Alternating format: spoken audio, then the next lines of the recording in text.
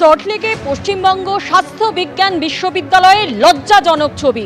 সেখানে যে CCTV footage viral হয়েছে সেখানে দেখা যাচ্ছে যে ডেবরার তৃণমূল বিধায়ক হুমায়ুন কবির তিনি বিশ্ববিদ্যালয়ের সহকারী রেজিস্ট্রারকে লাথি মারছেন। সহকারী রেজিস্ট্রার প্রলয় চক্রবর্তীকে তার অফিসের ভেতরে লাথি মারছেন হুমায়ুন কবির।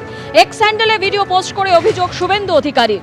হিংসা থেকে বাঁচতে প্রলয় চক্রবর্তী তার কর্মক্ষেত্র ছেড়ে পালাতে বাধ্য হয়েছেন। লজ্জাজনক ঘটনা ধরা পড়লেও স্বাস্থ্য বিজ্ঞান নীরব ও বধির। তৃণমূলের বিধায়ক হলে সরকারি কর্মচারীদের উপর হিংসা চালানোর জন্য অবাধ অনুমতি। এক্স হ্যান্ডেলে ভিডিও পোস্ট করে অভিযোগ শুভেন্দু অধিকারী। ভিডিও ফেক, পরে এ বিষয়ে যা বলার বলবো। প্রতিক্রিয়া ডেবরা তৃণমূল বিধায়ক হুমায়ুন কবিরের।